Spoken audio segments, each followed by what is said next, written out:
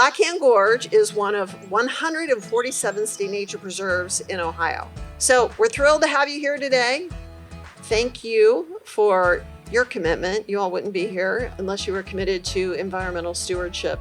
What we're doing today is we're actually helping that natural succession in two of these locations, here in the bottom land of this little opening, and then over at the west end of the preserve as well, where we've just purchased a piece of property for new canoe access, trying to restore that. We planted our first tree, which is a part of our beautiful landscapes in the region, and we designed these to honor the rural heritage in the communities where we operate.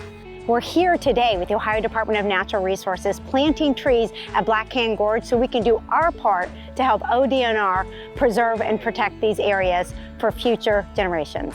Ohio has welcomed us here into the Buckeye State, and we are committed to building the Silicon Heartland in the most sustainable way. So it's important for us to get our hands in the dirt out here with DNR so we can protect these areas.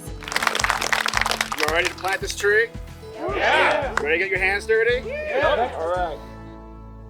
It's really important to have events like this because we hear a lot about everything that's wrong with the environment, but we hardly ever celebrate the successes that we have. And there's no better way to celebrate that than with the good folks from Intel planting trees and planting the celebratory tree that you see behind me for Licking County.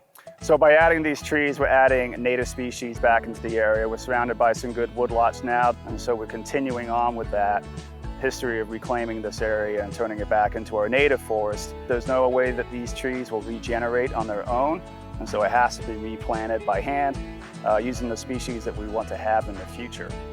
I can't emphasize the importance of having those seedlings for those conservation needs because it supports our vision, which is healthy and diverse forests to sustain life of Ohioans throughout the state.